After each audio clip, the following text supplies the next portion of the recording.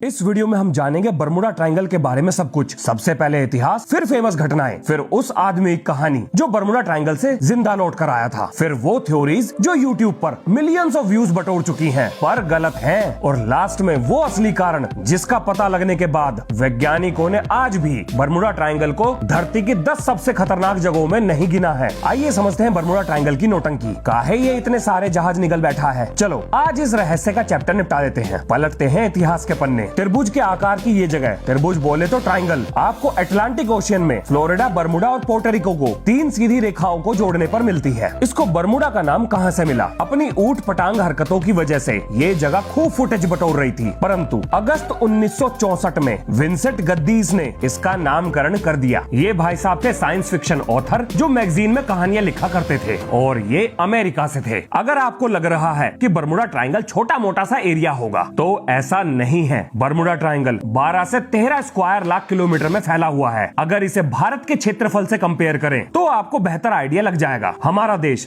32,87,265 square kilometre में फैला है, और ये बर्मुडा ट्रायंगल उसके आधे से बस थोड़ा सा ही कम है। अब बर्मुडा ट्रायंगल के रायते को फैलाने की शुरुआत हुई थी कोलंबस से, और इन्हें तो आप जानते ही होंगे। ये बुढ़ऊ बड़ा खतरनाक था, बोले तो एक नंबर का घुमक्कड़। घुमक्कड़ समझते हो ना, वो इंसान जिसको घूमना फिरना बहुत पसंद हो। तो भाई साहब ये अपना जहाज लेकर दुनिया के अलग अलग हिस्सों को खोजने के लिए निकल लिए, और एक बार ये बर्मुडा ट्रायंगल के पास से भी गुजर रहे थे। इन्होंने देखा ऊंची ऊंची लहरें उठ रही थी, कंपस ने काम करना बंद कर दिया था, बिजली कड़क रही थी। बोले तो बुढ़ऊ का दिल गले में धक धक कर रहा था। अब क्योंकि विज्ञान ने इतनी तरक्की नहीं की थी, तो कोलंबस बाबू का बढ़िया वाला कट चुका था। उन्हें ये सब भूत पिशाच की हरकतें लग रही थी। एक अजीब बात और सुनो, पूरी दुनिया का पानी के जहाज से अकेला चक्कर लगाने वाले जोशुआ स्लोकम 1909 में बर्मुडा ट्रायंगल के आसपास से ही गायब हुए थे। लेकिन दुनिया ने बर्मुडा ट्रायंगल को जब तक सीरियसली नहीं लिया, जब तक अमेरिका ने रोना धोना शुरू नहीं किया। अब जानते हैं बर्मुडा ट्रायंगल में हुई कुछ खास घटनाओं के बारे में। मार्च 1918 में अमेरिकन नेवी का एक कार्गो शिप 300 आदमी और 10,000 टन मैग्नीज ओर को लेकर अमेरिका की तरफ बढ़ रहा था। जैसे ही वो बर्मुडा ट्रायंगल के पास पहुंचा, वो हो गया गायब, जिसका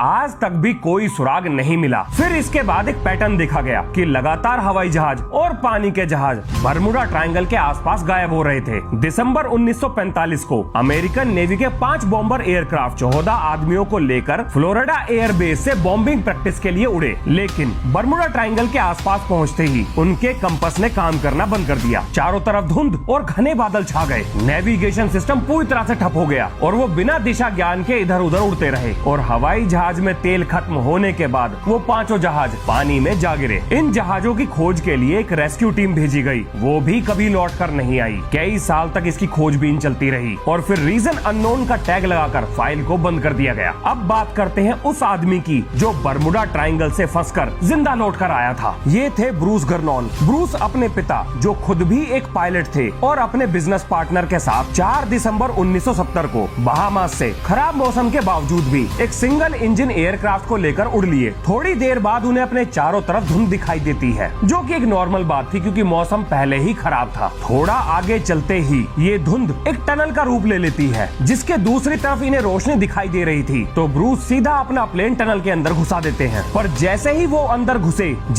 अंदर घुसे तो बादलों का घेरा छोटा होने लगा। तो टनल के अंदर क्या था, ब्रूस बताते हैं। धुंध ग्रे कलर की थी और बादल एंटी क्लॉकवाइज डायरेक्शन में घूम रहे थे। बड़ी मुश्किल से वो उसके बाहर निकले, और बाहर निकलते ही उन्हें जीरो ग्रेविटी का एहसास हुआ। और ये सब होता देख ब्रूस बुरी तरह से कांप रहे थे। उन्होंने अपने पिता से लोकेशन पता करने के लिए कहा, लेकिन प्लेन का एक भी इंडिकेटर ठीक से काम नहीं कर रहा था। यहाँ तक कि एयर ट्रैफिक कंट्रोल ने भी उन्हें अपने रडार पे खो दिया था। थोड़ा आगे चलने पर उन्हें रेडियो पर एयर ट्रैफिक कंट्रोल की आवाज आती है। ब्रूस तुरंत पूछते हैं, मैं इस समय कहाँ पर हूँ? एयर ट्रैफिक कंट्रोल उन्हें बताता है कि आप मियामी में हो। अब ब्रूस, उनके पिता और उनका दोस्त हैरान हो जाते हैं, क्योंकि उनका प्लेन अगर अपनी मैक्सिमम गति से दोगुनी तेज रफ्तार से भी उड़ता तो भी वो 34 मिनट में मियामी नहीं पहुंच सकता था, क्योंकि उनके प्लेन की गति और समय के हिसाब से मियामी से उनका प्लेन 90 मील की दूरी पर होना चाहिए था। और तभी धुंध छट जाती है, और वो देखते हैं कि वाकई में ही वो मियामी बीच के सामने थे। मियामी एयरपोर्ट पर लैंड करने के बाद ब्रूस अपने प्लेन का ऑयल टैंक चेक करते हैं, और वो पाते हैं कि प्लेन में जितना ऑयल खर्च होना चाहिए था उतना तेल खर्च हुआ ही नहीं है। और तब वो कहते हैं कि वो टाइम ट्रेवल करके आए हैं। उनके उनके द्वारा सुनाई गई कहानी चारों तरफ आग की तरह फैल जाती है। अब ब्रूस एक सेलिब्रिटी बन गए थे। वो टीवी शोज, डॉक्यूमेंट्री और किताबें लिखने लगे थे। हालांकि जब वैज्ञानिकों ने, साइकोलॉजिस्ट और साइकेट्रिस्ट की टीमों ने ब्रूस का इंटरव्यू लिया तो उन्होंने अपनी रिपोर्ट में कहा कि ब्रूस के द्वारा बताई गई ज्यादातर चीजें मनगढ़ंत हैं, जो उन्होंने फेमस होने के लिए बनाई थी। और बंदा फेमस हो भी गया था, पर कुछ चीजें ऐसी भी होती हैं जो विज्ञान की समझ से बाहर होती हैं। अब बात करते हैं उन सब थ्योरीज की जिसे वैज्ञानिकों ने गलत साबित कर दिया है। पहले बात करते हैं मीथेन गैस वाली थ्योरी पर। क्या समुद्र तल से निकलती हुई मीथेन गैस पानी के जहाज को डुबा सकती है? तो इसका जवाब है नहीं। और ये सारी जानकारी वैज्ञानिकों की टीम के द्वारा लंबी रिसर्च के बाद डॉक्यूमेंट्री के रूप में नेशनल ज्योग्राफिक और डिस्कवरी साइंस पर दिखाई गई है। जैसा कि आप जानते हो, बरमुडा ट्रायंगल के नीचे कुछ कुछ जगहों पर मीथेन गैस के रिजर्व हैं, जहां से लगातार मीथेन गैस निकलती रहती है। वैज्ञानिकों ने अपने एक्सपेरिमेंट में पाया कि मीथेन गैस से पानी की डेंसिटी थोड़ी बहुत कम हो सकती है, पर वो इतनी कम नहीं होगी कि एक जहाज उसकी वजह से डूब जाए। उनके हिसाब से एक जहाज को डुबाने के लिए और भी बहुत सारी चीजों का एक साथ काम करना जरूरी था। पानी की डेंसिटी कम होने की वजह से कोई चीज कैसे डूब सकती है, आओ इसे एक उदाहरण से समझते हैं। इसे आप ऐसे समझो, जैसे 8 फीट पानी से भरे पूल में कूदने पर उसके बॉटम तक जाने में आपको थोड़ा समय लगेगा, जबकि आपकी मदद के लिए ग्रेविटी भी आपको नीचे खींच रही थी। लेकिन यही एडवेंचर अगर आप हवा में करते तो लगेगी बढ़िया वाली चोट, क्योंकि ग्रेविटी यहाँ भी आपको नीचे खींचेगी। अब ग्रेविटी दोनों जगहों पर बराबर थी, लेकिन हवा और पानी की डेंसिटी अलग अलग होने के कारण गिरने की रफ्तार को कम करने वाली बायोंट फोर्स पानी में ज्यादा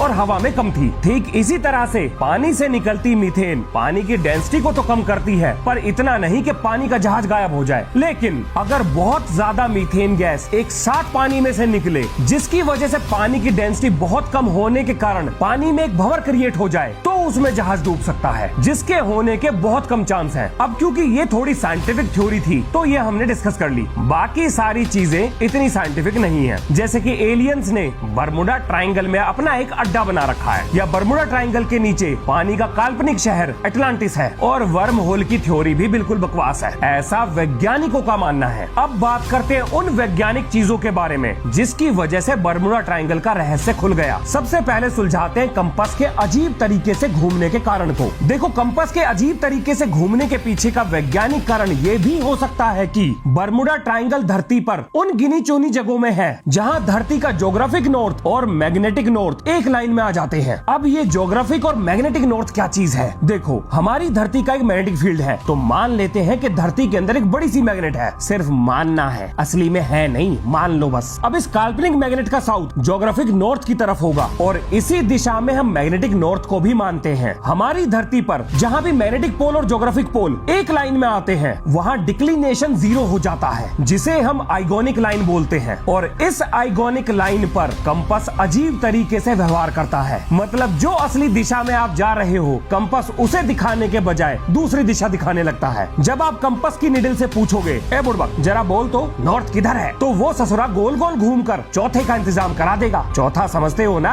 अरे मतलब ऊपर का टिकट कटा देगा। आइगोनिक लाइन पर कभी भी कंपास सही दिशा नहीं बताता। तो अगर कंपास की बात मान ली जाए तो कभी भी बरमुडा ट्रायंगल से बाहर नहीं निकला जा सकता। अब जरा थोड़ा सा दिमाग लगाओ, अगर आंखों से कुछ दिखाई ना दे रहा हो तो आप किस पर विश्वास करोगे? जाहिर सी बात है, दिशा के लिए कंपास पर, और कंपास तो आपको सही दिशा ना बताने वाला। तो कभी भी ऐसी अजीब हरकत होने पर कोई भी जहाज बरमुडा ट्रायंगल से नहीं निकल पाएगा। और क्योंकि उस समय टेक्नोलॉजी भी इतनी एडवांस नहीं थी, तो फंसे हुए जहाजों का इकलौता सहारा कंपास ही था। अब खोलते हैं उस राज को जो हमें बताएगा कि लहरें इतनी अजीब तरीके से क्यों चलती हैं। पानी से निकलती हुई मीथेन पानी में जबरदस्त उथल पुथल पैदा करती है, यानी लहरों का कोई एक पैटर्न नहीं होता, बल्कि वो कहीं भी कभी भी और कैसे भी उठने लगती हैं। तो ये तो हो गया कारण लहरों के अजीब तरीके से चलने का। अब बात करते हैं इलेक्ट्रॉनिक कंपोनेंट के माल फंक्शन की, बोले तो खराबी की। देखो, किसी भी जहाज में दिशा के ज्ञान के लिए सिर्फ एक इंस्ट्रूमेंट नहीं लगा होता, बल्कि बहुत सारे इंस्ट्रूमेंट की मदद से सही दिशा का पता लगाया जाता है। लेकिन अगर सारे के सारे ही गड़बड़ करने लग जाएं, तो उसका कोई तो वैज्ञानिक कारण होगा। जब कोई भी गैस धातु के ऊपर से गुजरती है तो वो इलेक्ट्रिक चार्ज पैदा करती है, जिसे हम स्टीमिंग पोटेंशियल कहते हैं। अब ये इकट्ठा हुआ चार्ज जहाजों के इलेक्ट्रॉनिक कंपोनेंट के साथ छेड़छाड़ करता है, जिसकी वजह से उनका दिमाग खराब हो जाता है और वो सही चीजें नहीं बताते। अब इसी मीथेन गैस की वजह से पानी के ऊपर घना कोहरा छा जाता है, जिसके अंदर घुसते ही दिन के समय चारों तरफ अंधेरा हो जाता है। और क्योंकि यहाँ पर लगातार लो प्रेशर और हाई प्रेशर जोन बनते रहते हैं, तो कभी भी अचानक से बहुत तेज हवाएं किसी भी उड़ते हुए जहाज को अपने अंदर खींच लेती हैं। अब क्योंकि किसी पायलट या शिप कैप्टन को ऐसी स्थिति में ट्रेनिंग नहीं कराई जाती, तो सही डिसीजन न ले पाने के कारण ज्यादातर ऐसी घटनाएं होती हैं। बहुत सारा मलबा आज भी बरमुडा ट्रायंगल के पानी के नीचे दफन है। इन्हीं वैज्ञानिक सिद्धांतों के आधार पर बरमुडा ट्रायंगल को धरती की 10 सबसे खतरनाक जगहों में नहीं गिना जाता। तो ये था बरमुडा ट्रायंगल का रहस्य। तो अब और क्या, वीडियो खत्म हो गई। मिलते हैं नेक्स्ट वीडियो में। जय हिंद, जय भारत।